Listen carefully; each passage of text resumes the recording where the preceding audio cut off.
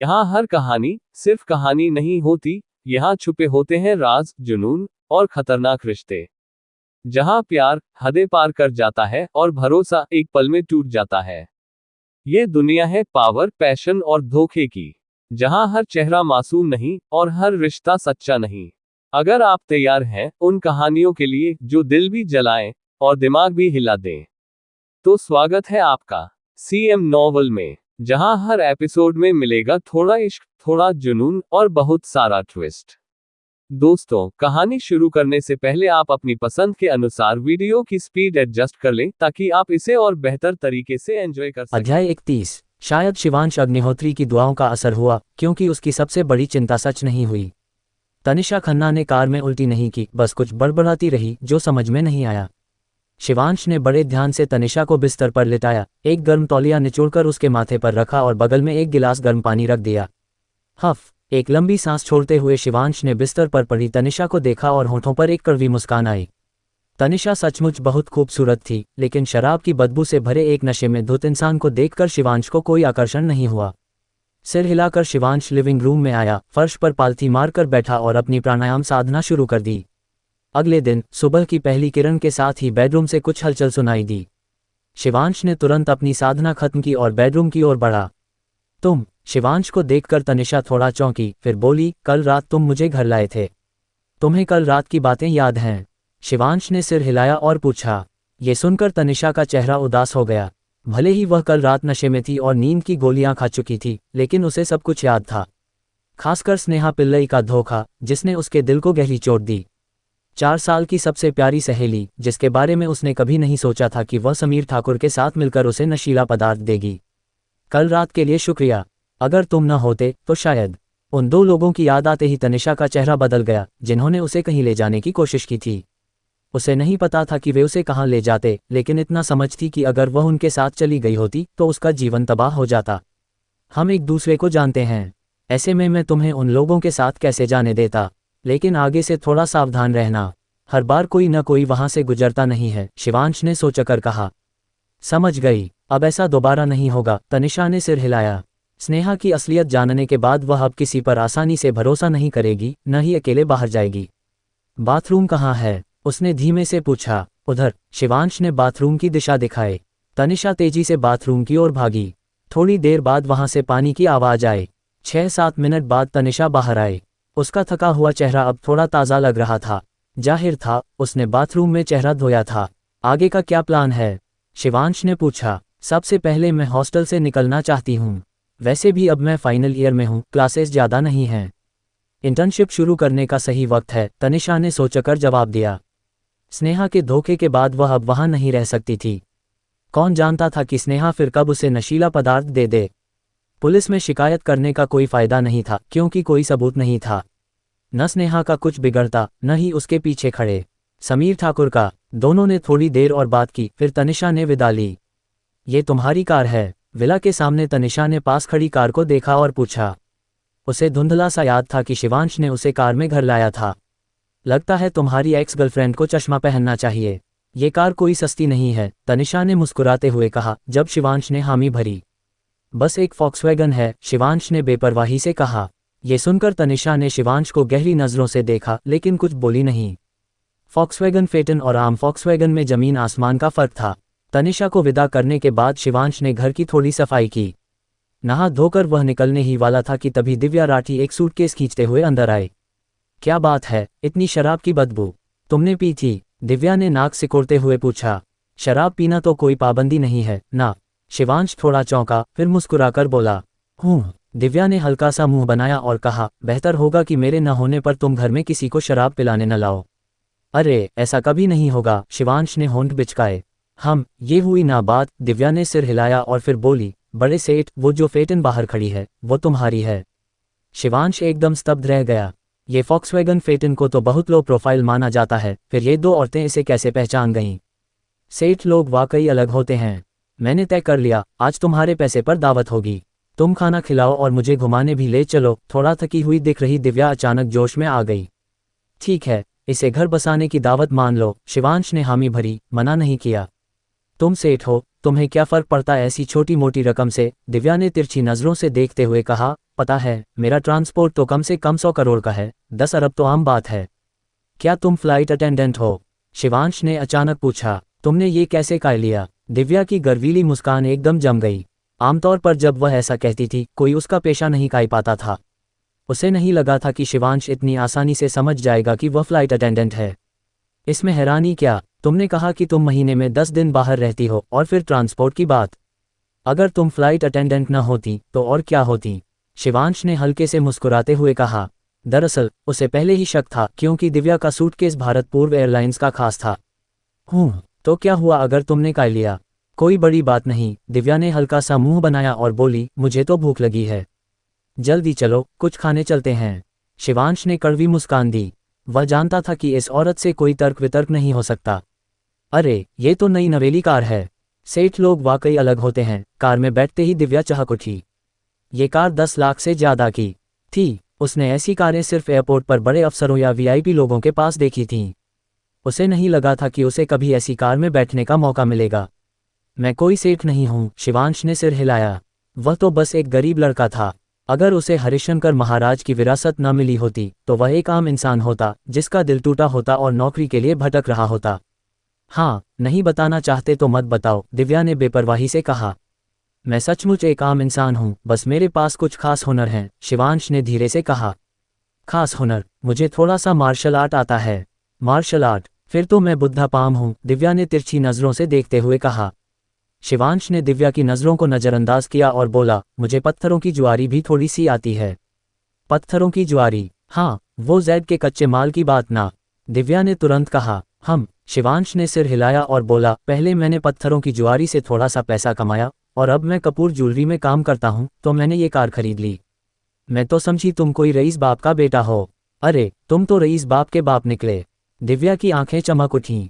इतनी कम उम्र में खाली हाथ से इतना कुछ हासिल करना, ये किसी को भी हैरान कर सकता था। अगर मैं रईस होता तो क्या सड़क छाप कपड़े पहनता?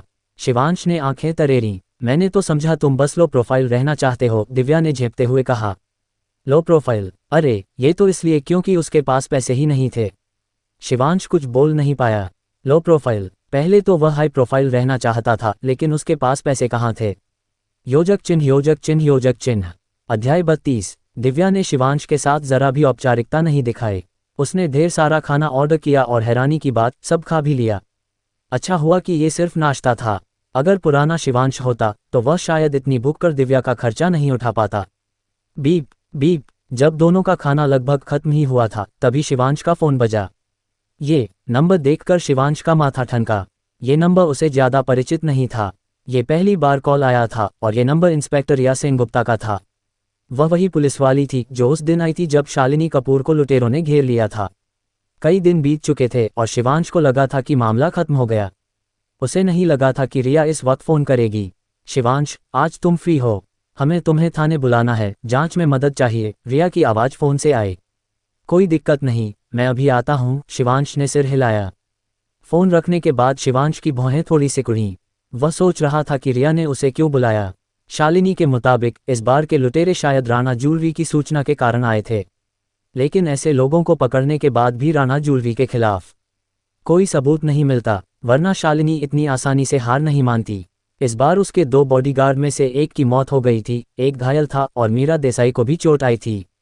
अगर शिवांश वहां न होता तो शायद शालिनी भी नहीं बच पाती। अरे, मैं तुमसे बात कर रही हूँ, कहीं बिल चुकाने से भाग तो नहीं रहे? तभी दिव्या ने गुस्से से शिवांश को देखा। अरे नहीं, बस मुझे कुछ काम है, शिवांश ने सिर हिलाया और जल्दी से वेटर को बुलाकर बिल चुकाया। क्या हुआ, कोई जल्दी का काम? दिव्या ने पूछा। उसने देखा था कि शिवांश ने एक कॉल लिया और फिर चुप हो गया। जाहिर है, कोई छोटा मोटा मामला नहीं था। कुछ नहीं, बस कुछ दिन पहले का मामला है जिसे अभी निपटाना है, शिवांश ने शांत स्वर में कहा। भले ही वह अनजाने में उस डकैती में फंस गया था, लेकिन वह भी तो एक पीड़ित था। जांच में मदद करने की कोई चिंता नहीं थी। अगर तुम्हें काम है तो मैं खुद ही वापस चली जाऊंगी। मैं कल रात ही काशी लौटी हूँ, सो अच्छा मौका है थोड़ा और सोने का, दिव्या बोली। बस छोटा सा काम है, वैसे भी मैं गाड़ी चला रहा हूँ तो तुम्हें छोड़ ही दूंगा, शिवांश ने मुस्कुराकर कहा। दिव्या को विला तक छोड़ने के बाद शिवांश अकेले म्यूनिसिपल ब्यूरो के लिए निकल गया। वहां पहुंचते ही उसने रिया को फोन किया। कुछ मिनट बाद रिया बाहर आए और उसे अपने ऑफिस ले गई। इंस्पेक्टर रिया, इस बार मुझे क्यों बुलाया? शिवांश ने सीधे पूछा। ये उसका पहला मौका था थाने में आने का। ऐसे जगह अगर तुम सिस्टम का हिस्सा न हो तो कोई खुशी खुशी नहीं आता। पिछली डकैती के कुछ मामले अभी पूरी तरह सुलझे नहीं हैं। इस बार तुम्हें इसलिए बुलाया कि कुछ जानकारी चाहिए, रिया ने शिवांश को देखते हुए धीरे कहा।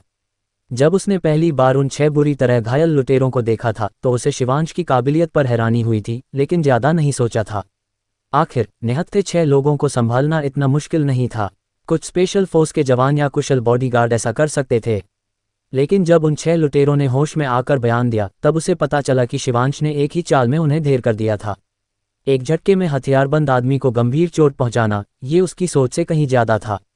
हमारी जांच से पता चला कि उन 6 लुटेरों को 1 घंटे पहले सूचना मिली थी कि तुम्हारी कार में कई करोड़ की पन्ना है। हमें अभी तक वो शख्स नहीं मिला जिसने ये सूचना दी, रिया ने गहरी आवाज में कहा। ये तो मेरी भी समस्या है, मुझे भी नहीं पता, शिवांश ने कड़वी मुस्कान के साथ कहा। उसे पता था कि सूचना देने वाला शायद राणा जूलरी से था, लेकिन कोई सबूत नहीं था। दूसरा पक्ष बिना तैयारी के ऐसा काम नहीं करता, वरना पुलिस को कुछ न कुछ तो मिल ही जाता। हमें ये तो पता है।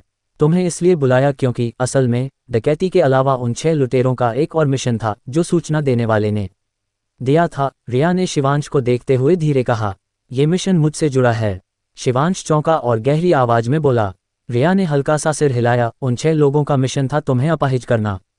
इसलिए तुम्हें बुलाया कि क्या तुमने किसी को नाराज किया है? मुझे अपाहिज करना? शिवांश हैरान रह गया, उसकी आवाज में आश्चर्य था।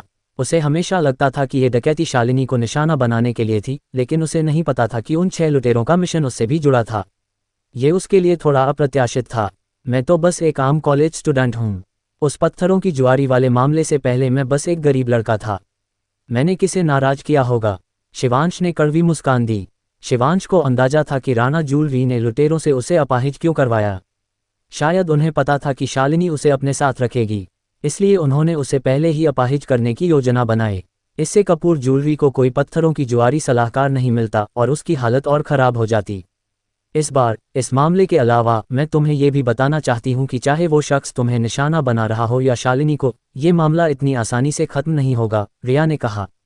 शिवांश का जवाब सुनकर उसे कोई हैरानी नहीं हुई। असल में उन्हें भी लगता था कि यह हमला शालिनी पर था, लेकिन जांच सबूतों पर टिकी होती है और कोई भी संभावना नजरअंदाज नहीं की जा सकती। चेतावनी के लिए शुक्रिया, इंस्पेक्टर रिया। मैं सावधान रहूंगा, शिवांश ने सिर हिलाया। रिया, जो शुरू में उसे डाकू समझ बैठी थी, एक अच्छी पुलिस वाली थी। मुझे तुम्हारी सुरक्षा की ज्यादा चिंता नहीं है। देश में नियंत्रण सख्त हैं और तुम्हें धमकी देना आसान नहीं है। लेकिन उन लुटेरों में से कई अभी भी गंभीर रूप से घायल हैं और ठीक नहीं हुए, रिया ने सिर हिलाया। शिवांश की काबिलियत को देखते हुए जब तक कोई बड़ा हमला न हो या हथियारों का इस्तेमाल न हो, उसे खतरा पहुंचाना मुश्किल था। ये उसे पता था, वे डाकू थे। अगर मैंने उस वक्त जोर से वार नहीं किया होता तो शायद मैं और शालिनी मुसीबत में होते, शिवांश ने गहरी आवाज में कहा। मैं समझती हूँ, लेकिन आगे से कोशिश करना कि कम ताकत इस्तेमाल हो। आखिर ये कानून का समाज है। इस बार तो तुम ठीक हो, लेकिन व्यक्तिगत ताकत को बढ़ावा नहीं दिया जाता, रिया ने सोचते हुए कहा। समझ गया, शिवांश ने सिर हिलाया। जाहिर था रिया उसे चेतावनी दे रही थी कि अगर व्यक्तिगत मार्शल कौशल बहुत ज्यादा हो और बिना नियंत्रण के इस्तेमाल हो तो यह समाज के लिए भी खतरा हो सकता है।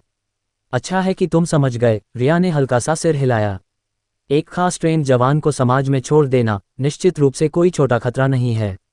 ऐसी व्यक्तिगत युद्ध शक्ति को आमतौर पर नियंत्रण में रखा जाता है। अगर और कुछ नहीं है तो मैं चलता हूँ, शिवांश बोला। रुको, रिया ने अचानक कहा। क्या है? शिवांश ने रिया की ओर देखा। एक निजी सवाल, तुम्हारी इस काबिलियत के साथ तुम उन डाकुओं में से कितनों को संभाल सकते हो? रिया ने शिवांश को उम्मीद भरी नजरों से देखा। 10, शिवांश ने हल्के से मुस्कुराकर कहा, उठा और ऑफिस से बाहर चला गया। 10, रिया मुस्कुराए। शिवांश के चेहरे से वह समझ गई कि वह सच बोल रहा था और शायद थोड़ा कम करके भी बता रहा था। इन स्ट्रेंथ फिस्ट, अग्निहोत्री परिवार। रिया ने अपने डेस्क पर रखी सजावटी चांदी की गेंद को लापरवाही से घुमाया। जैसे ही वह घूमी, उसमें एक हल्का सा उंगली का निशान दिखा।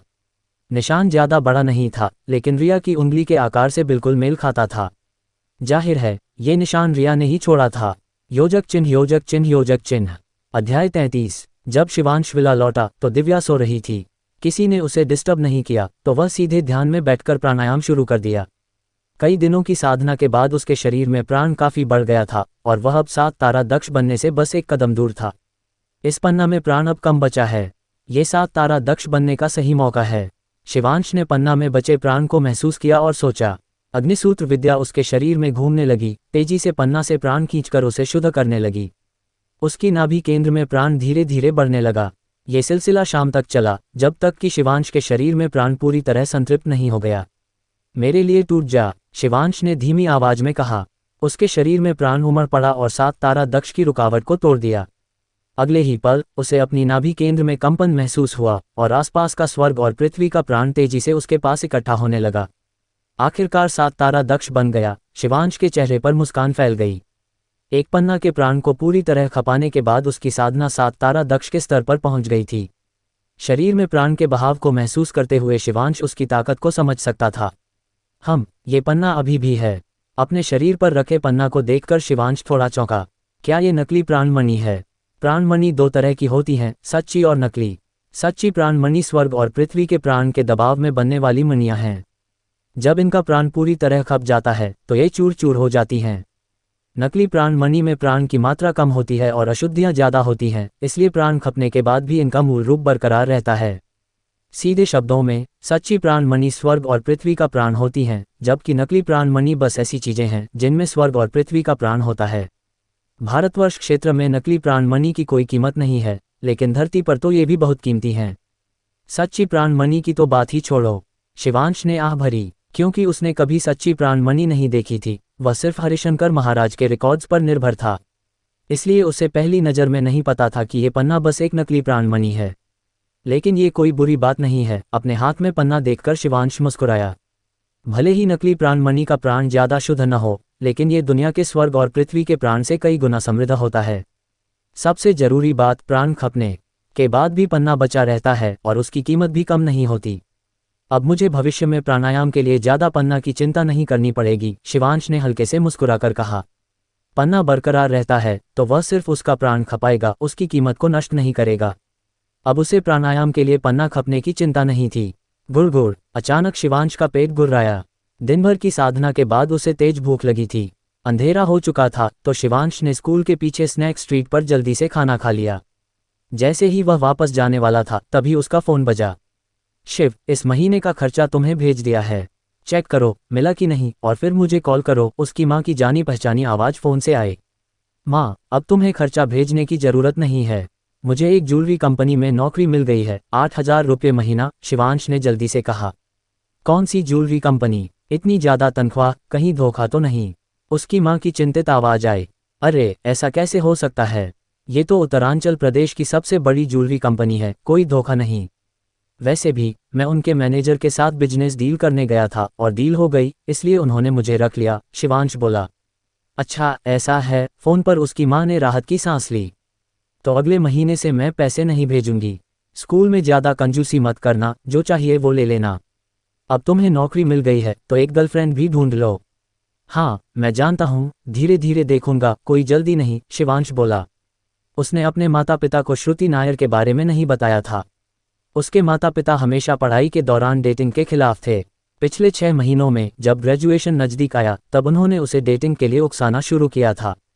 पहले उसने सोचा था कि ग्रेजुएशन के बाद वह श्रुति के साथ सेटल हो जाएगा और नए साल में उसे घर ले जाएगा, लेकिन उसे क्या पता था कि श्रुति उससे पहले ही ब्रेकअप कर लेगी। कुछ देर बात करने के बाद शिवांश ने आखिरकार अपने परिवार के साथ कॉल खत्म की। उसके पास कई लाख रुपये थे और उसने सोचा था कि कुछ पैसे घर भेज दे ताकि माता पिता का बोझ कम हो, लेकिन उसे पता था कि अगर वह पैसे भेज देगा तो उसके माता पिता जरूर परेशान हो जाएंगे। सोचो, अगर अचानक 10,000 रुपये मिल जाएं तो सीधे साधे माता पिता क्या सोचेंगे? शायद दोनों बुजुर्ग तुरंत काशी से भागते हुए आ जाएंगे। इसलिए शिवांश ने तुरंत पैसे नहीं भेजे। उसने सोचा कि पहले वह ज्वेलरी कंपनी की नौकरी का हवाला देगा, ज्यादा तनख्वाह की बात करेगा और फिर पत्थरों की जुआरी से पैसे कमाने की बात करेगा। इससे उसके माता पिता को स्वीकार करना आसान होगा और वे ज्यादा नहीं सोचेंगे।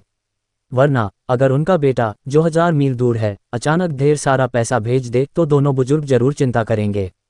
माँ का दिल तब ज्यादा धड़कता है जब बेटा दूर हो। ये सिर्फ पुरानी कहावत नहीं है, बल्कि आजकल कॉलेज के बाद बच्चों के लिए ये और भी साफ दिखता है।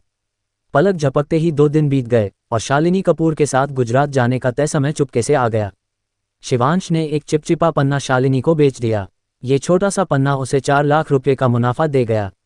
भले ही ये ज़्यादा नहीं था, लेकिन कम भी नहीं था, क्योंकि संजय तिवारी की मौत हो गई थी और राहुल जोशी गंभीर रूप से घायल था। इस बार गुजरात जाने के लिए शालिनी ने 2 अन्य बॉडीगार्ड, महेश चौहान और सिद्धार्थ मल्होत्रा को लिया। दोनों की काबिलियत राहुल और संजय जितनी ही थी। मीरा देसाई, जो असिस्टेंट थी, वह भी साथ गई। हालांकि इस गुजरात यात्रा का मुख्य मकसद शिवांश को आजमाना था, लेकिन शालिनी का इरादा कुछ पन्ना खरीदने का भी था। भले ही राणा ज्वेलरी का उत्तरांचल प्रदेश में दबदबा था, लेकिन गुजरात में उनकी इतनी ताकत नहीं थी। कुछ बड़े सप्लायर राणा से सतर्क रह सकते थे, लेकिन छोटे सप्लायर जो सिर्फ गुजरात में काम करते थे, उन्हें उत्तरांचल के हितों की कोई परवाह नहीं थी। उनके लिए पैसा ही सबसे ठोस चीज़ थी। इस बार हम गुजरात जा रहे हैं। वहाँ की लोस फैमिली हमेशा से हमारी पार्टनर रही है। सुना है इस बार लोस फैमिली ने ढेर सारा कच्चा माल मंगवाया है। उनकी दुकान हमारा मुख्य टारगेट है, प्लेन में शालिनी ने कहा। क्या ये लोस फैमिली भी पन्ना के कारोबार में है? शिवांश ने गहरी आवाज में पूछा। नहीं, लोस फैमिली के पास एक पत्थरों की जुआरी मास्टर है और म्यांमार से कुछ कनेक्शन हैं। वे मुख्य रूप से कच्चे माल का कारोबार करते हैं, क्योंकि कच्चा माल लगभग हमेशा मुनाफा देता है। लेकिन पन्ना का कारोबार अलग है।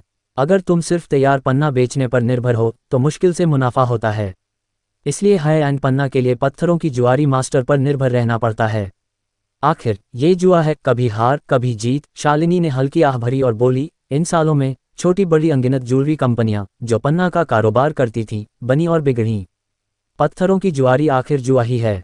सबसे काबिल पत्थरों की जुआरी मास्टर भी ये दावा नहीं कर सकता कि वह हमेशा जीतेगा। शायद एक हार से सब कुछ गंवाना पड़ सकता है। योजक चिन्ह, योजक चिन्ह, योजक चिन्ह।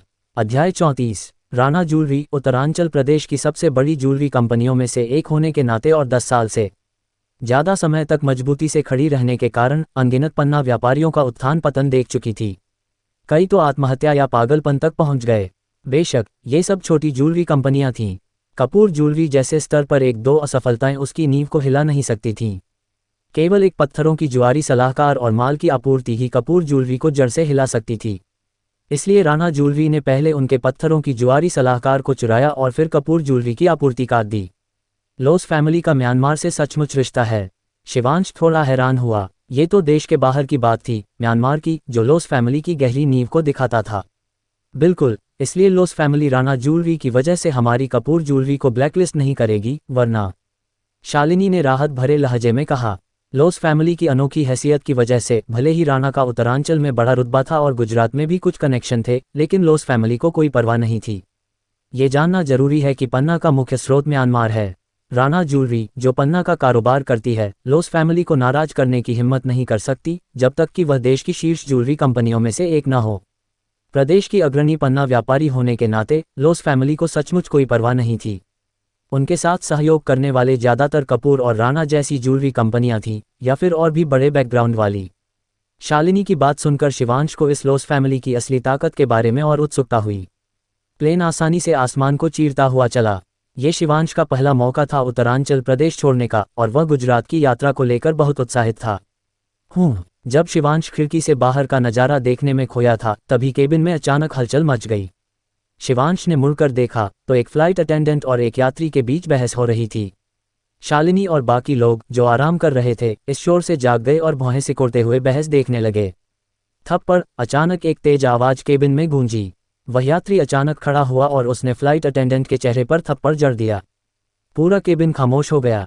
हालांकि यात्रियों और फ्लाइट अटेंडेंट के बीच बहस कोई बड़ी बात नहीं थी, लेकिन प्लेन में फ्लाइट अटेंडेंट को मारना दुर्लभ था।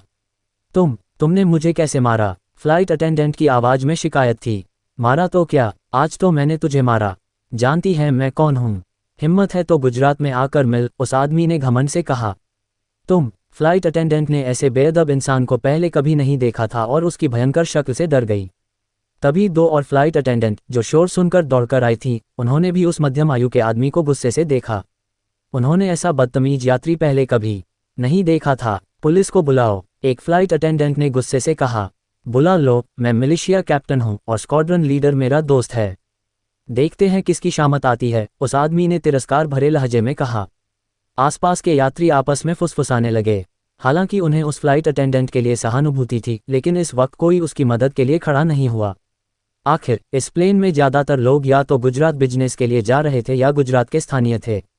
एक अनजान फ्लाइट अटेंडेंट के लिए किसी को नाराज करने की जरूरत नहीं थी। फ्लाइट अटेंडेंट ने चेहरा ढक लिया, उसका चेहरा अपमान से भरा था और वह केबिन से चली गई। बाकी दो फ्लाइट अटेंडेंट ने बेबसी में बाकी यात्रियों को शांत करना शुरू किया। कैसा इंसान है ये, शालिनी ने कुछ नाराजगी के साथ कहा। न सिर्फ उसने अपनी ताकत से दूसरों को दबाया बल्कि एक औरत को भी मारा। शालिनी को उस आदमी से कोई अच्छा इंप्रेशन नहीं था। अगर इस बार गुजरात में उसका जरूरी काम न होता तो वह शायद उस फ्लाइट अटेंडेंट के लिए खड़ी हो जाती। दीदी शालिनी, तुम तो हमेशा ऊंचे आसमान में रहती हो, ऐसे हालात का सामना नहीं किया होगा। शिवांश ने सिर हिलाया, चेहरे पर कड़वी मुस्कान थी। इस जमाने में क्या क्या नहीं होता। उसे अभी भी याद था जब वह अपने सहपाठियों के साथ बाहर घूमने गया था। भीड़ ज्यादा होने की वजह से वे सब साइकिल पर थे और गलती से किसी की कार से टकरा गए। हालांकि उन्होंने माफ़ी मांगी, लेकिन फिर भी उनकी पिटाई होने वाली थी। बाद में अगर सीनिक एरिया में ट्रैफिक संभाल रही पुलिस नहीं आती तो शायद वे आसानी से न छूटते। ये सुनकर शालिनी भी खामोश हो गई। बचपन से कपूर परिवार की बेटी होने के नाते उसे आम लोगों की परेशानियों का सामना कभी नहीं करना पड़ा था। प्लेन जल्दी ही गुजरात पहुंच गया और यात्री एक एक कर उतरने लगे। भारत पूर्व एयरलाइंस में आपका स्वागत है, शिवांश। जैसे ही शिवांश उतरने वाला था तभी बगल से एक हैरान आवाज आई। शिवांश ने आवाज की दिशा में देखा तो केबिन के निकास पर दिव्या राठी खड़ी थी। फ्लाइट अटेंडेंट की वर्दी में वह हर यात्री का मुस्कुराकर स्वागत कर रही थी। दिव्या, शिवांश स्तब्ध रह गया। उसे नहीं लगा था कि गुजरात आने के लिए वह भारत पूर्व एयरलाइंस का प्लेन लेगा और उसी फ्लाइट में दिव्या होगी। लेकिन जब शिवांश की नज़र दिव्या के चेहरे पर पड़ी तो उसका चेहरा थोड़ा बदल गया। दिव्या का बायां गाल साफ तौर पर लाल था और उस पर कुछ हल्के लाल उंगली के निशान दिख रहे थे। दिव्या को मारा गया था। शिवांश के दिमाग में एक ख्याल कौंधा। पहले क्योंकि बहस थोड़ी दूर हो रही थी और दिव्या की पीठ उसकी ओर थी, उसे दिव्या का चेहरा साफ नहीं दिखा था। इस पल में उसे एहसास हुआ कि जिसे पहले मारा गया था वह कोई और नहीं बल्कि दिव्या थी। शिवांश कोई दुनिया का बड़ा हीरो नहीं था, लेकिन जब उसकी दोस्त को मारा गया तो उसे गुस्सा आना लाजमी था। हो गया या नहीं, ये प्लेन है, कोई गपशप की जगह नहीं। तभी सामने से एक आदमी बोला। ये वही आदमी था जिसने पहले दिव्या को मारा था। उसके शब्द सुनकर दिव्या का चेहरा थोड़ा बदल गया और वह अब शिवांश से बात करने की हिम्मत नहीं जुटा पाए। उसने मुस्कुराकर बाकी यात्रियों का स्वागत शुरू किया। जल्दी ही उस आदमी की बारी आई। उसने दिव्या को देखा और ठंडे लहजे में बोला, तू समझती नहीं ना। ये आदमी। शिवांश का चेहरा बदल गया और उसके दिल में गुस्सा उमड़ पड़ा। दिव्या का बार बार अपमान देखकर वह पूरी तरह भड़क गया। उसके शरीर में प्राण घूमने लगा और उसने उंगली से एक झटका मारा। अगले ही पल एक तेज हवा का झोंका उस आदमी के घुटने पर लगा। वह लड़खड़ाया और फिर एक गेंद की तरह सीधे प्लेन की सीढ़ियों से नीचे गिर गया। आह, एक चीख गूंजी। गिरे हुए आदमी को देखकर बाकी लोग स्तब्ध रह गए और कई तो खुशी से हंसने लगे। इस आदमी को तो ऐसा ही होना था, फ्लाइट अटेंडेंट को मारने की हिम्मत। बिल्कुल, बड़ा मर्द बनता था, औरत को मार रहा था। इतनी ऊंचाई से गिरा, अब भुगतेगा। दिव्या भी हंसने लगी, लेकिन उसे तुरंत अपनी जिम्मेदारी याद आई और उसने मुस्कान दबा ली। पाप का फल पापी को ही मिलता है, शालिनी ने हल्के से कहा। कुछ लोगों को तो ऊपर वाला ही सजा देता है, शिवांश ने भी मुस्कुराकर कहा। शिवांश, मैं गुजरात में कुछ दिन आराम करूंगी। वक्त मिला तो तुम्हें कॉल करूंगी, साथ में घूमेंगे। जब शिवांश निकास पर पहुंचा तो दिव्या ने धीरे से कहा, ठीक है, तब कॉल करना। शिवांश ने सिर हिलाया। ग्रुप ने एयरपोर्ट छोड़ा और सीधे अपने होटल के लिए निकल गया। योजक चिन्ह योजक चिन्ह योजक चिन्ह। अध्याय 35। जैसे ही ग्रुप होटल पहुंचा, एक साधारण कपड़ों में एक युवा लड़का आगे आया और उनका स्वागत किया। दीदी शालिनी, गुजरात में आपका स्वागत है, उस युवा ने कहा। अर्नव, मुझे नहीं लगा था कि तुम खुद इस बार आओगे, शालिनी ने उस युवा को देखकर थोड़ा हैरान होकर कहा, फिर मुस्कुराई और बोली, चलो मैं तुम्हें मिलवाती हूँ। ये शिवांश अग्निहोत्री हैं, हमारी कपूर ज्वेलरी के नए पत्थरों की जुआरी सलाहकार, और ये अर्नव लोस हैं, लोस पन्ना के मालिक। हेलो अर्नव जी, शिवांश जी, पहली बार मिलकर अच्छा लगा। उम्मीद है भविष्य में हमारा सहयोग अच्छा रहेगा। दोनों ने हाथ मिलाया और एक दूसरे से परिचित हुए। दरअसल मैं इस बार इसलिए आया क्योंकि मुझे दीदी शालिनी को एक बुरी खबर देनी थी, अर्नव ने शालिनी को देखते हुए कहा। क्या खबर? शालिनी का दिल धक धक किया, लेकिन उसका चेहरा वही रहा। विक्रांत राणा भी गुजरात पहुंच गया है, अर्नव ने गहरी आवाज में कहा। विक्रांत राणा भी यहाँ है। शालिनी का चेहरा थोड़ा बदल गया, थोड़ा उदास सा हो गया। हालांकि इस यात्रा का मकसद शिवांश को आजमाना था, लेकिन ये कपूर ज्वेलरी के लिए भी बहुत जरूरी थी। विक्रांत राणा का इस वक्त गुजरात आना कोई संयोग नहीं था। उसके साथ और कौन आया है? शालिनी ने पूछा। विनोद मेहरा। शिवांश की भौहें सिकुड़ीं। अभी राणा ज्वेलरी के पास 2 पत्थरों की जुआरी मास्टर स्तर के सलाहकार हैं, एक विनोद मेहरा जो पहले से राणा ज्वेलरी का था और दूसरा नितिन भारद्वाज जो कपूर ज्वेलरी से चुराया गया पत्थरों की जुआरी मास्टर था। और इस बार विक्रांत राणा के साथ विनोद मेहरा आया था जो राणा ज्वेलरी का मूल पत्थरों की जुआरी सलाहकार था। विनोद मेहरा कई सालों से मशहूर पत्थरों की जुआरी मास्टर है और उत्तरांचल प्रदेश के सभी पत्थरों की जुआरी सलाहकारों में वह टॉप 3 में आता है। लगता है विक्रांत राणा मुझसे उन कच्चे माल के लिए टक्कर लेना चाहता है, शालिनी ने उदास चेहरे के साथ कहा। शिवांश की पत्थरों की जुआरी काबिलियत शायद पत्थरों की जुआरी मास्टर स्तर के करीब है, लेकिन अभी वहां नहीं पहुंची। पहले शालिनी को लगता था कि अगर शिवांश को कुछ मौके मिले तो वह जल्दी तरक्की कर लेगा। अब लगता था कि राणा ज्वेलरी उन्हें वो मौका नहीं देगी। ऐसा ही होगा, वो कच्चा माल हमारे कच्चा माल बाजार की सारी दुकानों से है। हमारी लोस फैमिली भी नियमों में दखल नहीं दे सकती, तो दीदी शालिनी तुम्हें मानसिक रूप से तैयार रहना चाहिए, अर्नव ने धीरे से कहा। हालांकि लोस फैमिली की दुकान कच्चा माल बाजार में सबसे बड़ी है और उनके म्यांमार से कनेक्शन है, लोग उनकी इज्जत करते हैं। लेकिन लोस फैमिली आखिर बिजनेस में है और नियम तोड़ नहीं सकती, वरना भविष्य में कौन कच्चा माल बाजार के नियमों की परवाह करेगा। बिना ईमानदारी के लोस फैमिली को ही नुकसान होगा। मैं समझ गई, इस बार मुझे बताने के लिए शुक्रिया, वरना मुझे नहीं पता होता कि विक्रांत राणा भी आ गया है, शालिनी बोली। कोई बड़ी बात नहीं, हमारे दोनों परिवारों ने इतने सालों तक खुशी खुशी सहयोग किया है और हमारी लोस फैमिली भी इसे जारी रखना चाहती है, अर्नव ने मुस्कुराकर कहा। एक अच्छा बिजनेस पार्टनर मिलना आसान नहीं होता, खासकर 10 साल से ज्यादा के सहयोग के बाद दोनों पक्षों का रिश्ता आम बिजनेस पार्टनर से कहीं ज्यादा गहरा हो जाता है। इसलिए अर्नव तुरंत भागकर शालिनी को बताने आया था। मैं भी सहयोग जारी रखना चाहती हूँ, लेकिन तुमने कपूर ज्वेलरी की मौजूदा हालत के बारे में सुना होगा, शालिनी ने हल्की आह भरी। कपूर ज्वेलरी अभी अंदर और बाहर दोनों तरफ से परेशान थी और जरा सी चूक उसे राणा ज्वेलरी के सामने पूरी तरह हरा सकती थी। आदित्य अंकल ने तब खाली हाथ से शुरुआत की थी, मुझे यकीन है कि कपूर ज्वेलरी इस संकट को पार कर लेगी, अर्नव बोला। दोनों ने देर तक बात की, फिर अर्नव ने विदा ली और चला गया।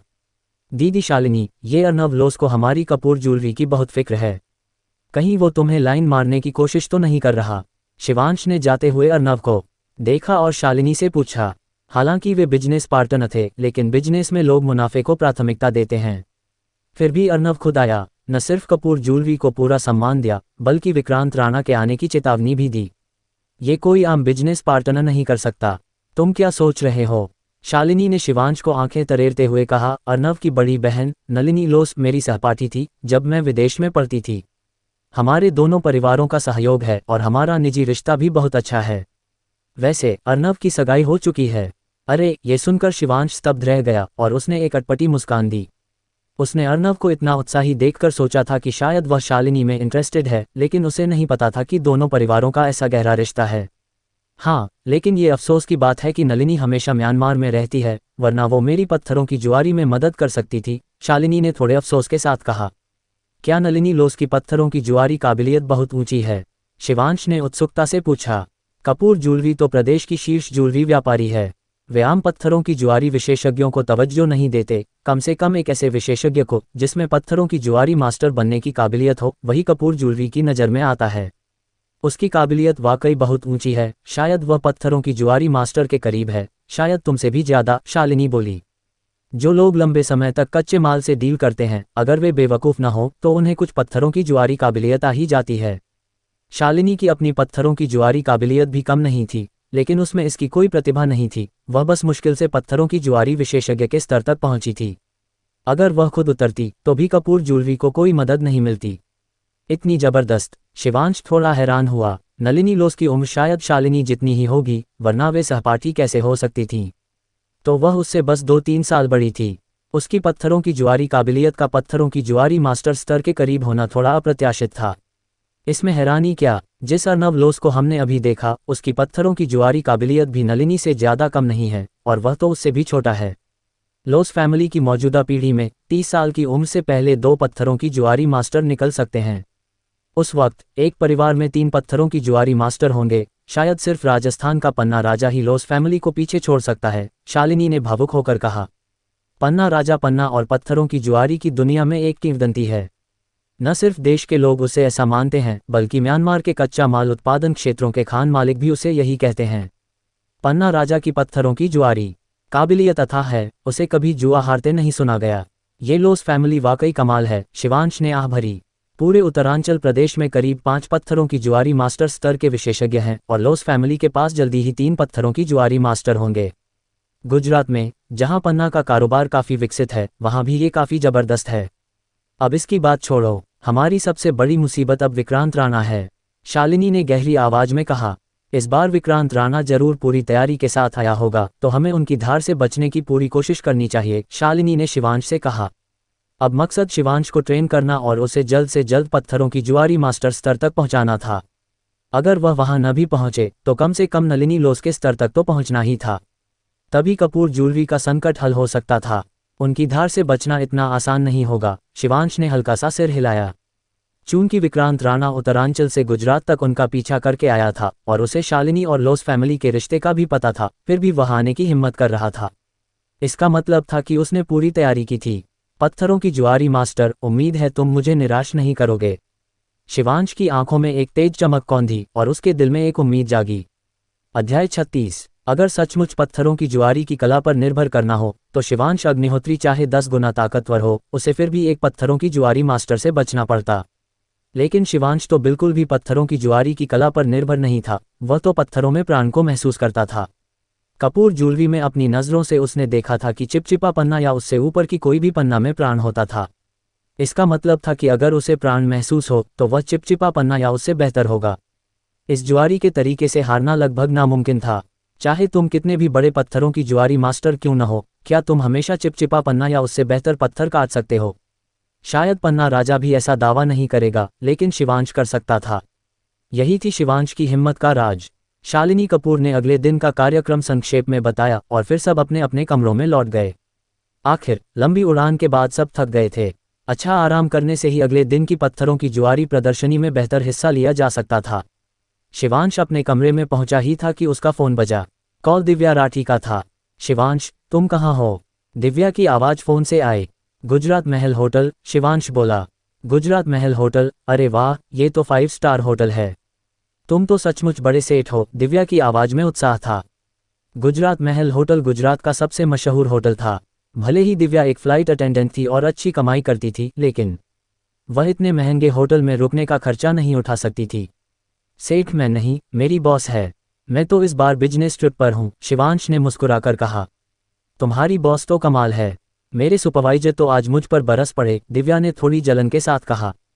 क्या वो प्लेन वाले यात्री की बात थी? शिवांश ने पूछा। हाँ, गलती तो साफ तौर पर उस यात्री की थी, लेकिन सुपरवाइजर ने मुझे खूब डांटा। प्लेन में जो हुआ उसे लगभग सबने देखा था और सबको पता था कि वह यात्री कितना बदतमीज था।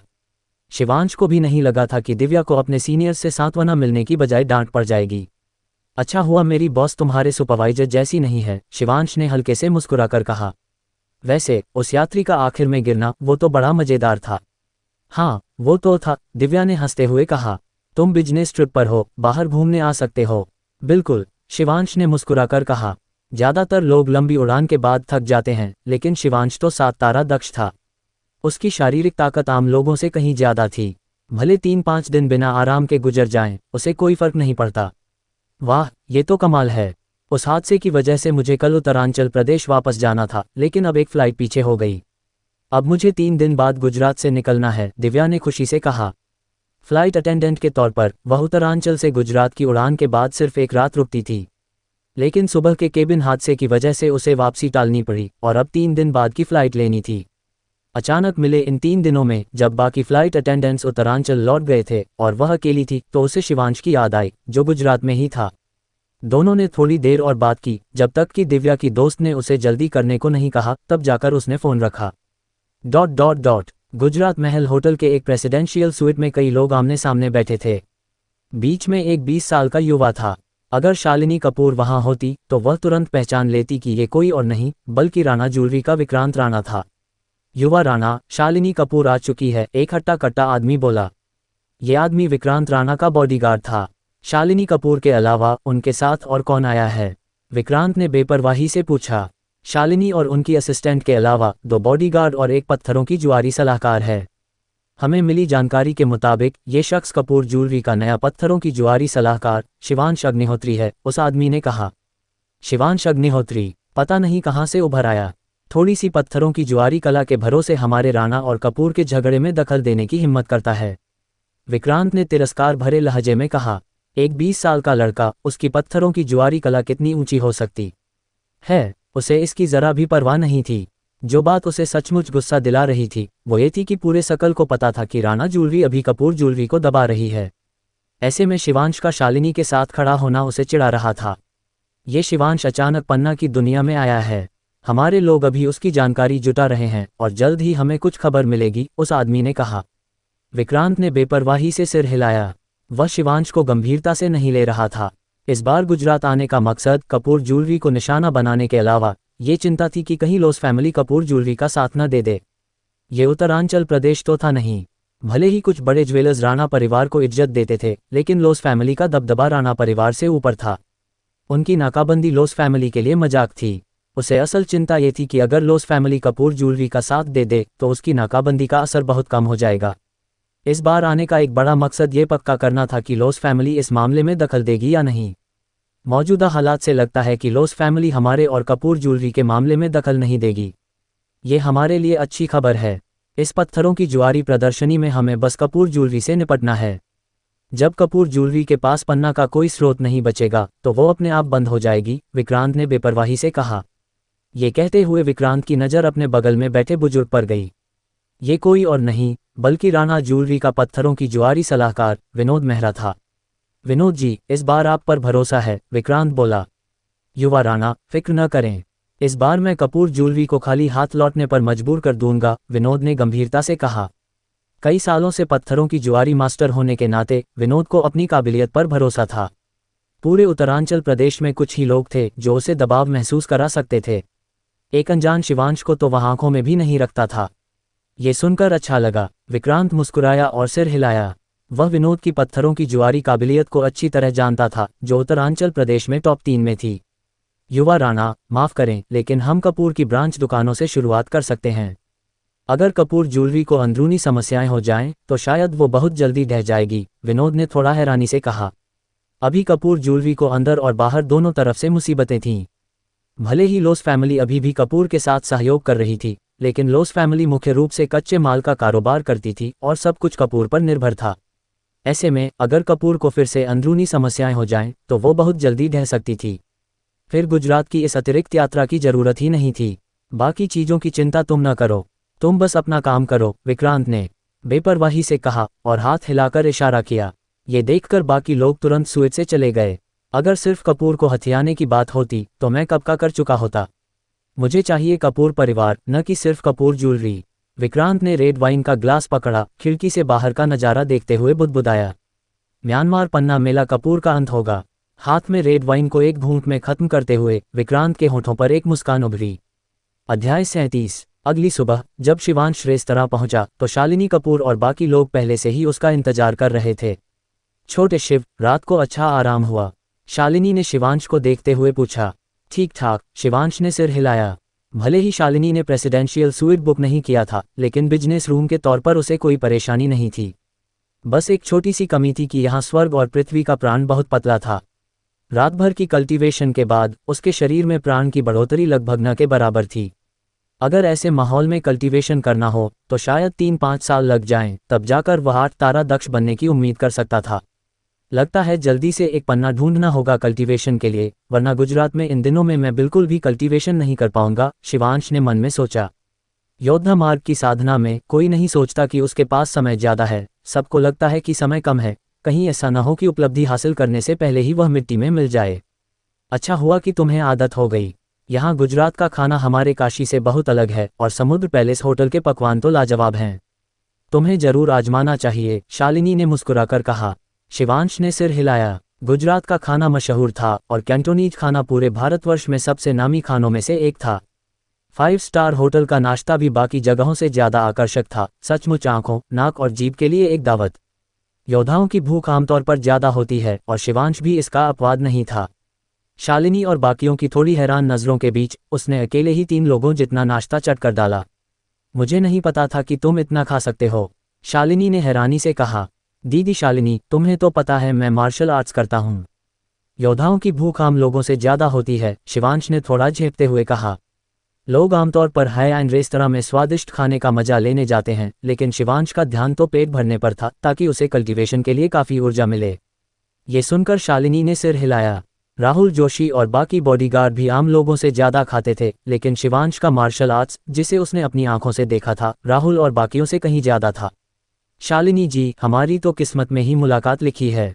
तभी अचानक एक बुलंद आवाज गूंजी।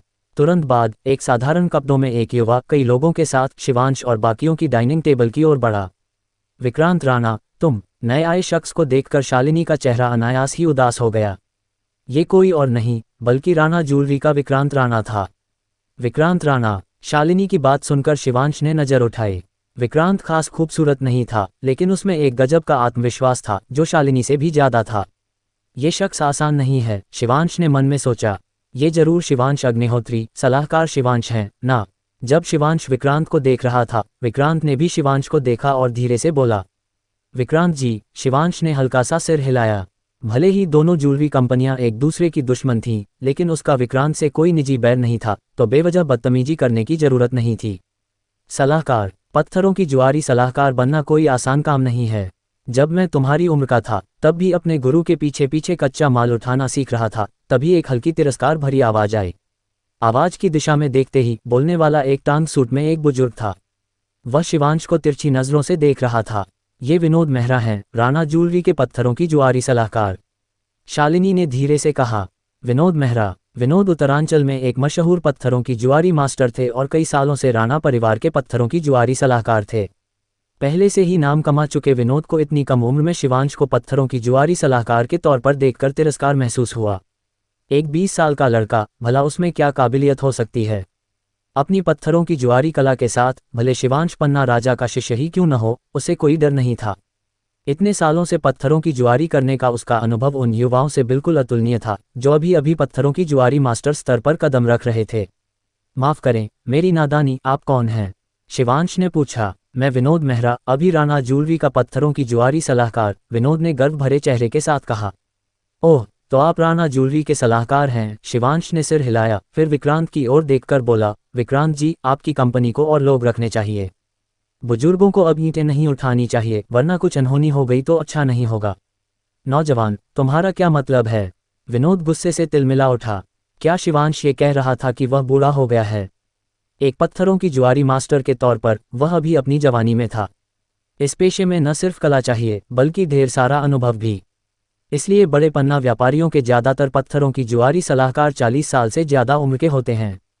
कुछ नहीं, मैं तो बस बड़ों की इज्जत कर रहा था, शिवांश ने कंधे उचकाए। विनोद के बोलने से पहले ही विक्रांत ने उसे रोक दिया और शिवांश को देखकर बोला, लगता है शिवांश जी न सिर्फ पत्थरों की जुआरी में माहिर हैं, बल्कि बोलने में भी कम नहीं। शालिनी जी ने सचमुच एक अच्छा सहायक ढूंढा है।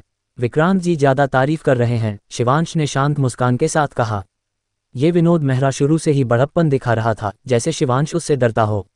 ऐसे बूढ़े के साथ शिवांश कभी नरमी नहीं बरतता। गाली गलौज में तो दो विनोद मेहरा भी मिलकर शिवांश का मुकाबला नहीं कर सकते, जो अक्सर ऑनलाइन फोरम्स पर तर्क वितर्क करता रहता था। पता नहीं शिवांश जी, क्या आप हमारी राणा ज्वेलरी में शामिल होने में दिलचस्पी रखते हैं? तनख्वाह की बातचीत हो सकती है, विक्रांत ने अचानक कहा। विक्रांत राणा, तुम्हारा क्या मतलब है? मेरे सामने ही मेरे लोग चुराने की कोशिश, ये तो हद हो गई। शालिनी का चेहरा गुस्से से तमतमा गया। कपूर ज्वेलरी का पिछला पत्थरों की जुआरी सलाहकार विक्रांत ने ही चुराया था। अगर वह फिर कामयाब हो गया तो कपूर ज्वेलरी सचमुच खत्म हो जाएगी। शालिनी, तुम गलत समझ रही हो। इंसान हमेशा ऊंचा उठना चाहता है, जैसे पानी नीचे बहता है।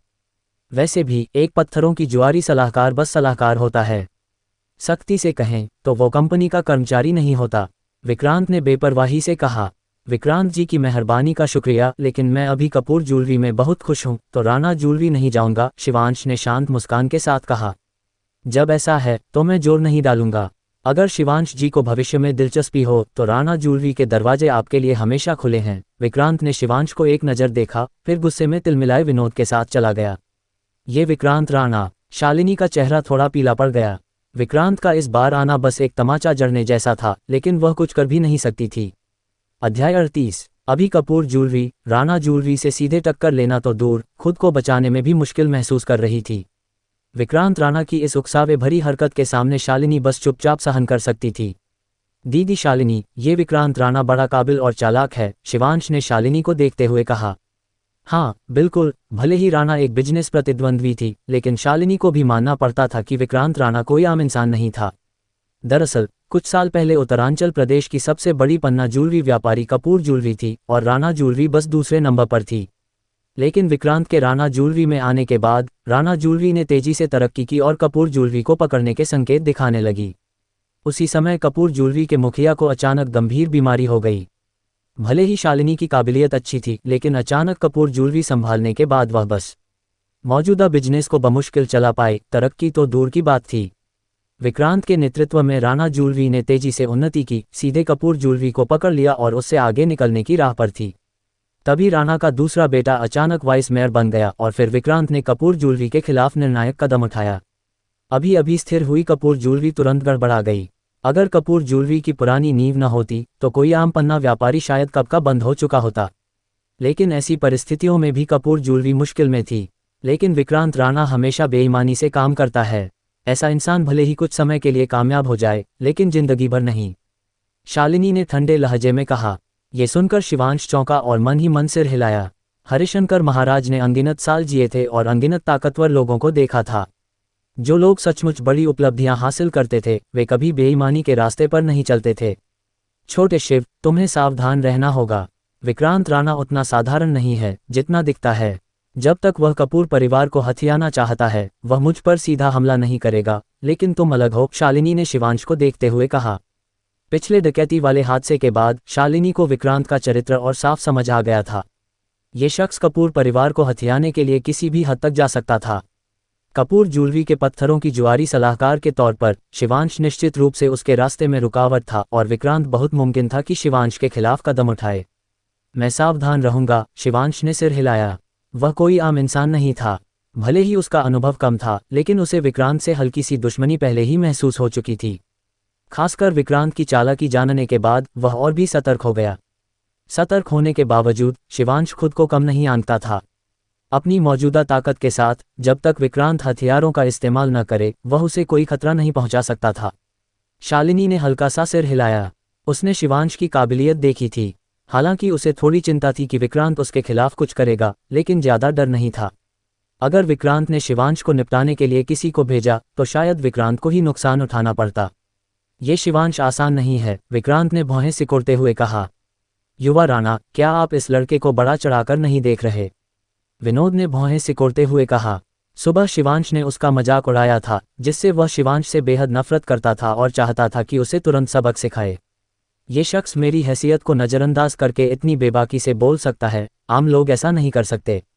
और वो मुझे ऐसा एहसास देता है कि मैं उसे समझ नहीं पा रहा और मुझे एक बुरी आशंका हो रही है, विक्रांत ने गहरी आवाज में कहा। विक्रांत की राणा ज्वेलरी को आज की ऊंचाई तक ले जाने की काबिलियत पर कोई शक नहीं था। लोगों को परखने की उसकी कला भी कमाल थी, वरना वह कपूर ज्वेलरी के सालों पुराने पत्थरों की जुआरी सलाहकार को इतनी आसानी से नहीं चुरा पाता। लेकिन शिवांश के सामने उसे ऐसा लग रहा था कि वह उसे समझ नहीं पा रहा, जो उसके साथ बहुत कम होता था। ये, विनोद ने हल्का सा माथा सिकोड़ा। विक्रांत की बात सुनकर वह भी शांत हुआ और उसे एहसास हुआ कि शिवांश भले ही बेपरवाह लगता था, लेकिन कुछ बातचीत के बाद न सिर्फ उसने कोई फायदा नहीं लिया, बल्कि वह अभी भी शिवांश को बिल्कुल समझ नहीं पाया था। वो तो बस 20 साल का नौजवान है, उसमें कितनी काबिलियत हो सकती है? विनोद ने कुछ अनिच्छा और तिरस्कार के साथ कहा। विनोद जी, शायद आप भूल गए, मैं भी तो शिवांश से बस कुछ साल बड़ा हूं। विक्रांत ने हल्के से कहा। वह भला आपके साथ तुलना कैसे कर सकता है? विनोद ने जल्दी से कहा। राणा ज्वेलरी के पत्थरों की जुआरी सलाहकार के तौर पर उसने हाल के सालों में अपनी आंखों से देखा था कि विक्रांत ने राणा ज्वेलरी को कहां से कहां पहुंचाया। और विक्रांत की अपनी पत्थरों की जुआरी कला भी गजब थी, लगभग पत्थरों की जुआरी मास्टर स्तर तक पहुंच चुकी थी। बहुत मुमकिन था कि वह जल्द ही नई पीढ़ी का पत्थरों की जुआरी मास्टर बन जाए, बस विक्रांत कम ही ऐसा करता था, इसलिए कम लोगों को पता था। किसी को कम मत आंकना, इतने सालों की योजना के बाद कोई गलती की गुंजाइश नहीं है, विक्रांत ने गंभीरता से कहा। यह जानना जरूरी है कि पहले कपूर ज्वेलरी और राणा ज्वेलरी की ताकत में ज्यादा फर्क नहीं था। इतने बराबर के प्रतिद्वंद्वी को हथियाना आसान काम नहीं था। भले ही कपूर अब ढहने की कगार पर थी, लेकिन विक्रांत जरा भी ढील नहीं देना चाहता था। अगर कपूर ज्वेलरी ने फिर से उबर लिया तो इन सालों की सारी मेहनत बेकार हो जाएगी। युवा राणा, क्यों न मैं किसी को। तभी उसके बगल में खड़ा लंबा आदमी गहरी आवाज में बोला, उसके चेहरे पर हल्की सी खूनी नीयत झलकी। अभी नहीं, ऐसी चीजें ज्यादा करने से हमेशा कुछ निशान छूट जाते हैं। विक्रांत ने हल्का सा सिर हिलाया। भले ही राणा ज्वेलरी ने कपूर ज्वेलरी के पन्ना के खिलाफ कई कदम उठाए थे, लेकिन वे हमेशा बहुत सावधान रहे थे। आखिर ऐसी चीजें उद्योग में वर्जित थीं। अगर पकड़े गए तो राणा की साख मिट्टी में मिल जाएगी। विनोद जी, इस बार आपको जरा भी लापरवाही नहीं करनी है। हमें मिली जानकारी के मुताबिक इस लड़के की पत्थरों की जुआरी कला ठीक ठाक है। मैं नहीं चाहता कि कपूर को उबरने का कोई मौका मिले, विक्रांत ने विनोद से कहा। युवा राणा, निश्चिंत रहें, मैं सावधान रहूंगा। विनोद ने सिर हिलाया, लेकिन मन ही मन वह थोड़ा बेपरवाह था। एक नौजवान में कितनी काबिलियत हो सकती है। अपनी पत्थरों की जुआरी कला के साथ वह आसानी से प्रतिद्वंद्वी को हरा सकता था। नाश्ते के बाद ग्रुप कच्चा माल प्रदर्शनी स्थल के लिए रवाना हुआ। ये कच्चा माल प्रदर्शनी म्यांमार पन्ना मेले की भारत में एक वार्म अप प्रदर्शनी है, जिसका मकसद ज्यादा से ज्यादा पन्ना व्यापारियों को म्यांमार पन्ना मेले की ओर आकर्षित करना है, शालिनी ने कार में शिवांश को बताया। भले ही ये म्यांमार पन्ना मेले से तुलना नहीं कर सकती, लेकिन ये प्रदर्शनी पन्ना उद्योग में एक बड़ा आयोजन है। राजस्थान को छोड़कर, जो म्यांमार के करीब है, गुजरात की गर्मी और पतझड़ प्रदर्शनियां काफी बड़े पैमाने की मानी जाती हैं। हर प्रदर्शनी का लेन देन सैकड़ों करोड़ रुपये में होता है, शालिनी ने कहा। इस दौरान शिवांश को पन्ना बाजार की कुछ समझ हो गई थी। सैकड़ों करोड़ को कम मत समझो, म्यांमार पन्ना मेला भी बस 500 करोड़ के आसपास होता है। और पन्ना सिर्फ गुजरात में ही नहीं बिकता। पतझड़ की और भी भव्य प्रदर्शनी को मिलाकर गुजरात की सिर्फ 2 प्रदर्शनियों का लेन देन 100 करोड़ से ज्यादा हो जाता है। सिर्फ राजस्थान को ही भौगोलिक फायदा है, वरना शायद वह गुजरात से तुलना न कर पाए। इस प्रदर्शनी में हमारा मकसद ज्यादा पन्ना हथियाना नहीं है। सबसे जरूरी है कि तुम्हारी पत्थरों की जुआरी कला सुधरे। अगर ऐसा हुआ तो यह यात्रा वाकई सार्थक होगी, शालिनी ने कहा। मैं समझ गया, शिवांश ने हल्का सा सिर हिलाया। भले ही वह ऐसा कह रही थी, लेकिन उसका इरादा खाली हाथ लौटने का बिल्कुल नहीं था। ये पन्ना उसके लिए कल्टीवेशन का खजाना थे, तो वह इन्हें कैसे छोड़ सकता था। अध्याय 39। काशी में, जहां पुरानी वस्तुओं की गली में बस कुछ ही कच्चा माल की दुकानें थीं, वहां की तुलना में गुजरात की कच्चा माल की दुकानें एक पूरी सड़क बन चुकी थीं, जो काशी के बाजार से कहीं ज्यादा बड़ी थी। दर्जनों छोटी बड़ी कच्चा माल की दुकानें थीं, और उनमें सबसे बड़ी थी लोस फैमिली की दुकान। लोस फैमिली की दुकान न सिर्फ कच्चा माल की सड़क पर सबसे बड़ी थी, बल्कि उसके पास सबसे ज्यादा कच्चे पत्थर थे, जिनमें सबसे ज्यादा पुराने खदान के पत्थर शामिल थे। ये पूरी कच्चा माल की सड़क पर बिना किसी शक नंबर 1 दुकान थी। जैसे ही वे कच्चा माल की सड़क पर पहुंचे, लोगों का आना जाना देखकर उनकी आंखें चौंधिया गईं। काशी की सुनसान हालत से इसकी कोई तुलना नहीं थी। गुजरात का कच्चा माल बाजार भले ही बड़ा है, लेकिन हमेशा इतने लोग नहीं होते। आज खास तौर पर वार्म अप प्रदर्शनी का पहला दिन है, इसलिए भीड़ ज्यादा है, शालिनी ने बताया। ये वार्म अप प्रदर्शनी कुल 7 दिन चलती है। पहले 3 दिन प्रदर्शनी के लिए, चौथा दिन बोली के लिए और आखिरी 3 दिन बोली के नतीजों की घोषणा के लिए। इस मामले में ये कुछ हद तक म्यांमार पन्ना मेले जैसी थी। दरअसल ये भारत में म्यांमार पन्ना मेले के हिसाब से आयोजित की गई थी, लेकिन म्यांमार पन्ना मेले के पैमाने और लेन देन की तुलना में गुजरात की वार्म अप प्रदर्शनी निश्चित रूप से उस स्तर की नहीं थी, लेकिन देश के आयोजनों में ये काफी बड़ा माना जाता था, जिसमें पूरे भारत से पन्ना व्यापारी आते थे। सिद्धार्थ, इस प्रदर्शनी की पत्थरों की जुआरी की जानकारी ले आओ, शालिनी ने अपने बगल में खड़े सिद्धार्थ मल्होत्रा से कहा। जी, सिद्धार्थ ने हल्का सा सिर हिलाया और प्रदर्शनी की ओर बढ़ गया। छोटे शिव, तुम भी इस प्रदर्शनी के पत्थरों को देख लो। भले ही इस बार तुम्हें अनुभव लेने के लिए लाए हैं, लेकिन कुछ पत्थर चुनकर आजमाओ। खर्चा कंपनी उठाएगी, शालिनी ने कहा। ठीक है, शिवांश ने हल्का सा सिर हिलाया। असल में ऐसी प्रदर्शनियों में प्रदर्शित पत्थर ही मुख्य आकर्षण होते हैं। ये जानना जरूरी है कि कच्चा माल की दुकान चलाने वाले व्यापारियों की पत्थरों की जुआरी कला आमतौर पर अच्छी होती है। मिसाल के तौर पर, लोस फैमिली के पास एक पत्थरों की जुआरी मास्टर था और 2 लोग जो पत्थरों की जुआरी मास्टर बनने के करीब थे। प्रदर्शनी में पहुंचने वाले पूरी तरह जुए के पत्थर और आधे जुए के पत्थर उनकी सावधानी से छांटे गए थे, तो जाहिर है कि वे ज्यादा खराब नहीं होंगे। इसलिए कई बड़ी ज्वेलरी कंपनियां सीधे प्रदर्शनी के पत्थरों की जुआरी के लिए आती थीं, क्योंकि इन पत्थरों को पहले छांटा गया होता था और फिर उनके पत्थरों की जुआरी सलाहकारों द्वारा और जांचा जाता था, जिससे पन्ना निकलने की संभावना बढ़ जाती थी। लेकिन कपूर ज्वेलरी का पत्थरों की जुआरी सलाहकार पहले ही जा चुका था। अब शिवांश अभी पूरी तरह तैयार नहीं हुआ था और विक्रांत राणा के आने से शालिनी को प्रदर्शनी के पत्थरों से ज्यादा उम्मीद नहीं थी। वह बस इतना चाहती थी कि इस प्रदर्शनी में कुछ पहले से कटा हुआ पन्ना खरीद ले। जल्द ही शालिनी के नेतृत्व में ग्रुप लोस फैमिली की कच्चा माल की दुकान पर पहुंच गया। बाकी दुकानों की तुलना में लोस फैमिली की दुकान साफ तौर पर कई गुना बड़ी थी। आम कच्चा माल की दुकानें बस कुछ दर्जन वर्ग मीटर की होती थीं और 100 से ज़्यादा की तो दुर्लभ थीं, जबकि लोस फैमिली की कच्चा माल की दुकान पूरे 700-800 वर्ग मीटर की थी, जो 7-8 बड़ी कच्चा माल की दुकानों के बराबर थी, और वो भी कच्चा माल की सड़क के सबसे रौनक वाले हिस्से में थी। पूरा कच्चा माल बाजार की ज़्यादातर दुकानें किराए की हैं, जिन्हें गुजरात पन्ना संघ संभालता है। सिर्फ लोस फैमिली की कच्चा माल की दुकान उनकी अपनी संपत्ति है। ये दुकान ही 100 करोड़ रुपये से ज़्यादा की है, शालिनी ने कहा। ये लोस फैमिली वाकई आसान नहीं है, शिवांश ने मन में आह भरी। बाकी कच्चा माल व्यापारी सिर्फ किराया दे सकते थे, जबकि लोस फैमिली की अपनी संपत्ति थी। सिर्फ यही बात लोस फैमिली की कच्चा माल की सड़क पर हैसियत दिखाती थी। दुकान के अंदर कच्चे पत्थरों को नई खदान, पुरानी खदान और कीमत के हिसाब से कई हिस्सों में बांटा गया था, साथ ही कई आधे जुए के पत्थरों के लिए अलग हिस्सा था। चाहे वर्गीकरण हो या सजावट, छोटी कच्चा माल की दुकानों से इसकी कोई तुलना नहीं थी। वाकई सबसे बड़ी कच्चा माल की दुकान है, शिवांश ने तारीफ की। इसके सामने काशी में जिस कच्चा माल की दुकान में उसने पत्थरों की जुआरी की थी, उसका जिक्र भी नहीं था। शालिनी जी, खबर मिलते ही अर्नव लोस वहां आया। लोस फैमिली की दुकान के मैनेजर के तौर पर अर्नव का खुद आना निश्चित रूप से कपूर ज्वेलरी को बहुत इज्जत देना था। शालिनी ने हल्का सा सिर हिलाकर जवाब दिया। शिवांश जी, हमारी दुकान में अभी म्यांमार से कच्चे पत्थरों का एक बैच आया है, देखना चाहेंगे? अर्नव ने शिवांश से पूछा। मैं पहले इधर उधर देख लेता हूँ, काशी में ऐसी बड़ी कच्चा माल की दुकान तो है नहीं, शिवांश ने मुस्कुराकर कहा।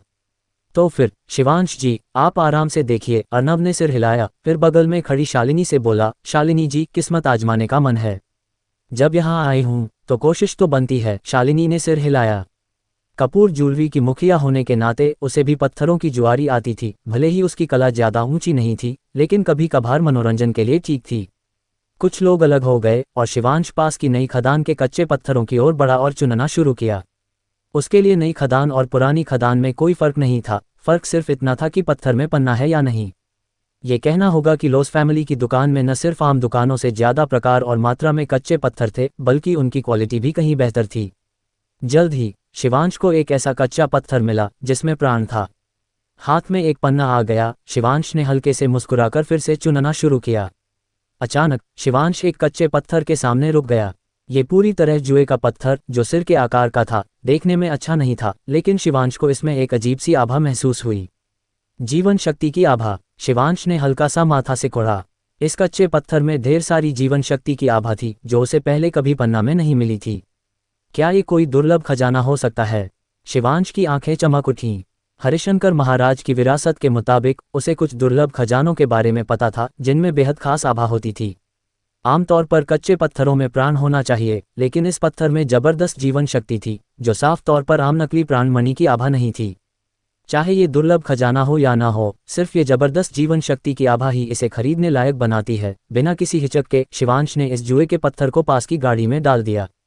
ये नई खदान का कच्चा पत्थर बस कुछ हजार रुपये का था, जो अब शिवांश के लिए कुछ भी नहीं था। कुछ हजार रुपये में संभावित दुर्लभ खजाना खरीदना, अगर भारतवर्ष क्षेत्र के योद्धाओं को पता चले तो वे शायद पागल हो जाएं। चुनते चुनते शिवांश की गाड़ी में जुए के पत्थर बढ़ते गए। कुल मिलाकर 6-7 हो गए, लेकिन सबसे महंगा बस कुछ 10,000 का था और सबसे सस्ता 3-4 हजार का। ये भी इसलिए क्योंकि ये लोस फैमिली की दुकान थी, अगर दूसरी दुकानों में होता तो शायद और सस्ता होता। अरे, उस जुए के पत्थर में भी प्राण है। पास में एक कच्चे पत्थर में प्राण महसूस करते ही शिवांश की आंखें चमक उठीं और वह तेजी से आगे बढ़ा। जैसे ही शिवांश उस कच्चे पत्थर को उठाने वाला था, तभी एक साई ने उसका रास्ता रोक लिया। लड़के, क्या तुम्हें पहले आया पहले पाया का मतलब समझ में आता है? उसी वक्त एक हल्की नाराज आवाज गूंजी। तुम? शिवांश ने नजर उठाए। उसे रोकने वाला कोई और नहीं बल्कि विनोद मेहरा था, और उसके बगल में एक लंबा आदमी था जो विक्रांत राणा का बॉडीगार्ड था। अध्याय 40। इस वक्त विनोद मेहरा शिवांश को नाराजगी से देख रहा था। सुबह शिवांश ने उसका अपमान किया था, तो एक सीनियर के तौर पर वह इसे कैसे बर्दाश्त कर सकता था। उसे पता था कि शिवांश और उसका ग्रुप जरूर लोस की कच्चा माल की दुकान आएगा, तो वह तुरंत वहां पहुंच गया। ये सुनकर शिवांश ने हल्का सा माथा सिकोड़ा। पत्थरों की जुआरी और पुरानी वस्तुओं में कुछ समानता है। जब कोई पत्थर को छूकर या जांच रहा होता है, तो दूसरा दखल नहीं दे सकता। ये पत्थरों की जुआरी का उद्योग नियम है। भले ही शिवांश सच्चा पत्थरों की जुआरी मास्टर न हो, लेकिन इस लाइन में होने के नाते उसे इस नियम की कुछ समझ थी। ये वैसा ही है जैसे जानबूझकर कीमत बढ़ाना, जिसे उद्योग में तिरस्कार मिलता है। अगर ये बात फैल जाए तो किसी की साख अच्छी नहीं रहती। पहले आया पहले पाया, ये तो मुझे पता है, लेकिन मुझे बड़ा कौतूहल है, पहले तुम आए थे या मैं? शिवांश ने विनोद को देखते हुए ठंडे लहजे में कहा। लड़के, तुम्हारा क्या मतलब है? विनोद का चेहरा और सख्त हो गया और उसने शिवांश को ठंडी नजरों से देखा। तुमने इस जुए के पत्थर को न छुआ, न देखा। क्या सिर्फ इसलिए कि तुमने इसे देख लिया तो तुम पहले हो गए? शिवांश ने ठंडा मजाक उड़ाया।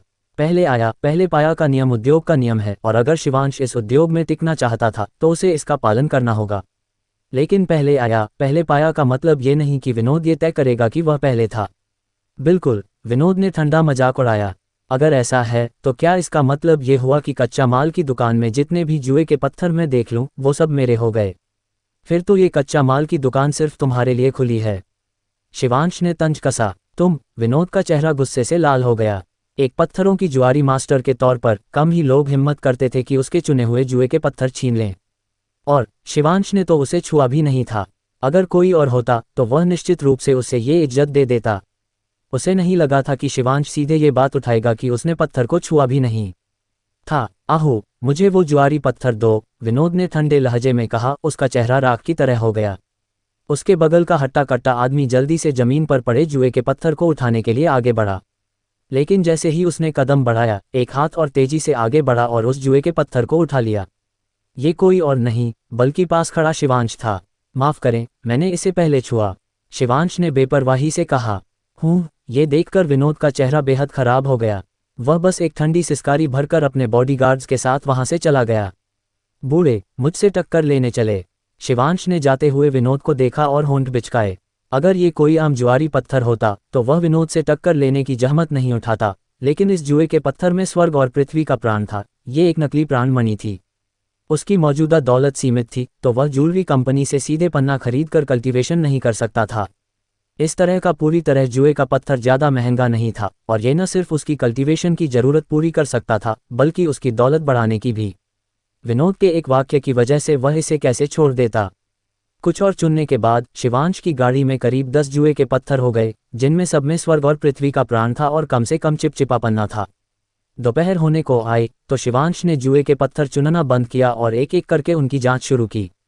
भले ही इन जुए के पत्थरों में पन्ना था, लेकिन ये चिपचिपा, बर्फीला और हाई बर्फीले ग्रेड में अलग अलग थे। अपने इस्तेमाल के लिए तो कोई फर्क नहीं पड़ता था, लेकिन उसे कपूर ज्वेलरी के लिए भी पत्थरों की जुआरी करनी थी। ये जानना जरूरी है कि प्रदर्शनी के जुए के पत्थर दसियों हजार से लेकर 10 लाख तक के थे। अगर 10 लाख का जुआरी पत्थर सिर्फ चिपचिपा पन्ना दे तो ये बड़ा फायदा नहीं बल्कि बड़ा नुकसान होगा। सिर्फ ये तय करना कि पन्ना है या नहीं, हाई-एंड कच्चे पत्थरों की कीमत बढ़ने या घटने की गारंटी नहीं दे सकता। इसके लिए और सटीक निर्णय जरूरी था। इन कच्चे पत्थरों में स्वर्ग और पृथ्वी का प्राण अलग अलग है, कुछ में ज्यादा, कुछ में कम, कुछ शुद्ध, कुछ ज्यादा अशुद्ध। बस एक पल में शिवांश ने कच्चे पत्थरों के अंतर को समझ लिया। लगता है प्राण की शुद्धता पन्ना के ग्रेड को तय करती है, जबकि स्वर्ग और पृथ्वी के प्राण की मात्रा पन्ना का आकार तय करती है। कपूर ज्वेलरी में अपनी पहले की टिप्पणियों को जोड़कर शिवांश ने जल्दी से निर्णय लिया। शिवांश, तुमने इतने सारे जुए के पत्थर चुन लिए। तभी शालिनी, जो अपनी जुए के पत्थर चुन चुकी थी, उसके पास आए। शिवांश के 9 जुए के पत्थरों की तुलना में शालिनी के पास सिर्फ 2 थे। पत्थरों की जुआरी एक गहरा विषय है और जुए के पत्थर की क्वालिटी का अंदाजा लगाना आसान काम नहीं है। इसमें काफी जोखिम होता है, इसलिए जुए का पत्थर चुनते वक्त बहुत सावधानी बरतनी पड़ती है। एक पत्थरों की जुआरी मास्टर स्तर का शख्स भी जुए का पत्थर चुनने में 1 घंटा या उससे ज्यादा समय लेता है। वरना जो बस लापरवाही से जुए का पत्थर चुन ले, उसे मुनाफा तो दूर, पन्ना मिलना भी मुश्किल है। इसलिए भले ही 1-2 घंटे बीत गए थे, शालिनी सिर्फ 2 जुए के पत्थर चुन पाई थी। ये दक्षता सचमुच ज्यादा नहीं थी, वरना प्रदर्शनी 3 दिन मेहमानों को जुए के पत्थरों को ध्यान से देखने और निर्णय लेने के लिए नहीं देती, ताकि उनके पास जुए के पत्थरों का अंदाजा लगाने और फैसला करने का काफी समय हो। इसी वजह से शिवांश का इतने कम समय में 9 जुए के पत्थर चुन लेना शालिनी की उम्मीदों से कहीं ज्यादा था। मैंने कुछ पसंदीदा खरीद लिए, वैसे भी ये ज्यादा महंगे नहीं हैं, तो प्रैक्टिस के लिए अच्छे हैं, शिवांश ने मुस्कुराकर कहा। शालिनी ने सिर हिलाया। उसने शिवांश से बात की थी और जानती थी कि उसे पत्थरों की जुआरी का ज्यादा अनुभव नहीं था। ज्यादा प्रैक्टिस करना और अपनी पत्थरों की जुआरी कला को जांचना अच्छी बात थी। वैसे भी शिवांश ने जो जुए के पत्थर चुने थे वे ज्यादा महंगे नहीं थे, तो उसे ज्यादा परवाह नहीं थी। शिवांश की नज़र शालिनी के हाथ में पकड़े 2 जुए के पत्थरों पर पड़ी और उसने पाया कि उनमें से एक में समृद्ध स्वर्ग और पृथ्वी का प्राण था। शिवांश के अंदाजे के मुताबिक ये जुआरी पत्थर शायद हाई बर्फीला ग्रेड का था, जो हाई एंड पन्ना माना जाता था। शिवांश, क्या हुआ? शिवांश को रुका देखकर शालिनी ने पूछा। कुछ नहीं, मुझे लगता है ये जुआरी पत्थर अच्छा है, इसमें पन्ना निकलना चाहिए, शिवांश ने मुस्कुराकर कहा। इस जुए के पत्थर की क्वालिटी वाकई अच्छी है और अर्नब लोस को भी ये पसंद था। उसने ही मुझे इसे दिखाया, शालिनी ने मुस्कुराकर कहा। अर्नब लोस? शिवांश चौंका और जल्दी से पूछा, इस जुए के पत्थर की कीमत कितनी थी? 60,000, शालिनी बोली। पूरी तरह जुए का पत्थर 60,000 में सस्ता नहीं था, लेकिन शिवांश को शक था कि ये जुआरी पत्थर लोस फैमिली ने शालिनी को बस दे दिया था। भले ही लोस फैमिली बाहर से कपूर और राणा के बीच की टक्कर में हिस्सा नहीं ले रही थी, लेकिन ये नहीं भूलना चाहिए कि लोस फैमिली और कपूर परिवार का रिश्ता आम नहीं था। लोस फैमिली की नींव के साथ शालिनी को थोड़ी मदद देना कोई मुश्किल नहीं था। इन बातों को छोड़ो, पहले पत्थर काटते हैं, लेकिन इतने सारे जुए के पत्थरों के साथ मुझे डर है कि तुम सुबह तक खत्म नहीं कर पाओगे, शालिनी ने मुस्कुराकर कहा। लोस की कच्चा माल की दुकान में अपनी कटिंग मशीनें थीं और काफ़ी थीं, कुल 10। उनमें से 4 वीआईपी के लिए थीं। कपूर ज्वेलरी ने लोस फैमिली के साथ सालों से सहयोग किया था, तो वे स्वाभाविक रूप से लोस फैमिली के वीआईपी ग्राहक थे और वे सीधे एक कटिंग मशीन की ओर बढ़ गए। शालिनी जी भी पत्थर काटने आए हैं? पास में खड़े अर्नब लोस ने शालिनी और उसके ग्रुप को देखा और मुस्कुराया। पहले शिवांश को काटने दो, शालिनी ने शिवांश को देखकर कहा। अर्नब ने सिर हिलाया, शिवांश के बगल की गाड़ी को देखा और उसकी आंखों में हैरानी की एक चमक कौंधी। इतने कम समय में 9 जुए के पत्थर चुन लेना, ये उसकी उम्मीद से कहीं ज़्यादा था।